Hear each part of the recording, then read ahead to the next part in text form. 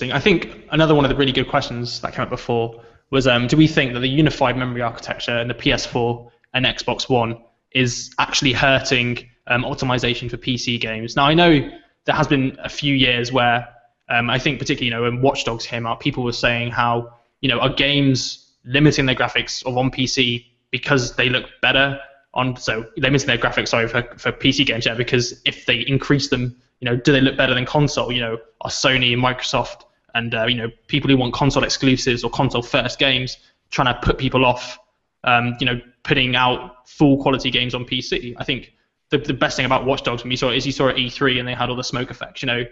Typically behavior, those kind of things, you do get people and companies where they will just pump out best really good looking things. And I think most people know as well, when you're running those type of games and the high end things to show off how good they are, typically they aren't running on an Xbox or a console at all. They're running on a PC. So I guess to Jack, really, do you think the current sort of PlayStation console development is hurting PC gaming at all? I really do, honestly. I used to be a console player, simply just affordability. That was the idea of it, wasn't it? 200 to 300 quid, 300 quid, new, or plus new. But you'd get that. That would last you 5 years. That was the cycle. You had 5 years, and then 5 years later, something else would come out. That was a direct, massive upgrade to that. And then with the Wii, that whole console life cycle has just been shattered.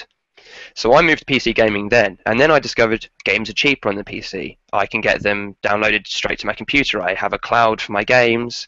I can get games for a pittance through sales, and not completely legally. I have got over 400 Steam games, for probably half the price I would have spent normally. And I was really angry at Watch Dogs. I love sci-fi. I love sandbox, and I was like, cool, sci-fi sandbox story, perfect for me. And it just looked nothing like it did in that E3 video.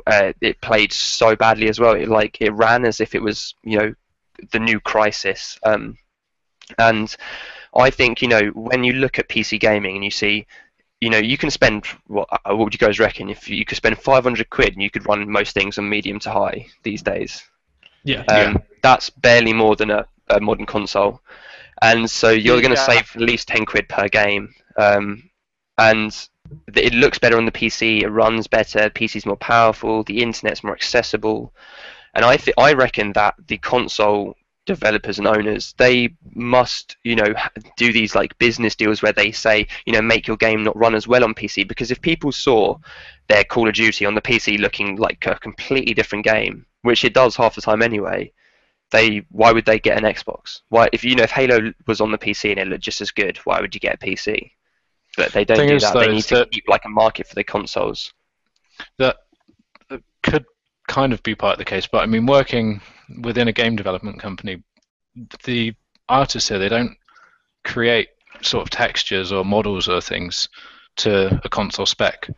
They create it at 4K plus or at the highest resolution they can, and then they lower that as we're adding it into the game and developing it and working with that. So it's not as though developers are making it for the PS4 and going, right, that's the most the PS4 can go, so we won't develop anything higher quality. It probably starts at a much higher quality and then gets lowered. But I think what we've seen recently, like with the new Batman game, is that it's not even the developers who made the game that are putting it on PC. They're being handed out to what apparently are really bad developers to then port that game over to the PC. So it seems to be the companies porting it across or being given the product afterwards, which are maybe causing the problems as well.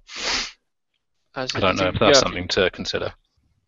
To go off what you said there, Rob, I think it's down to the porting of it. I mean, from a point of, if a game is designed for PC and then ported over to the Xbox or the PlayStation, the PC version tends to look a lot better because it's started off as a development for the PC.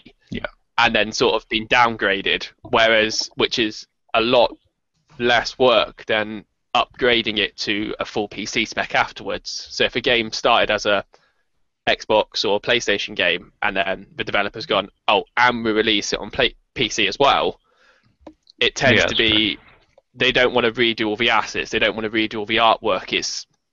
They bump them up slightly, but they're sort of use the same thing. Whereas if it's vice versa, they've got all these high quality assets and all these high quality textures, and they're just lowering the resolution of it, which from a designer point of view is a lot easier to do than upping the resolution of them effectively.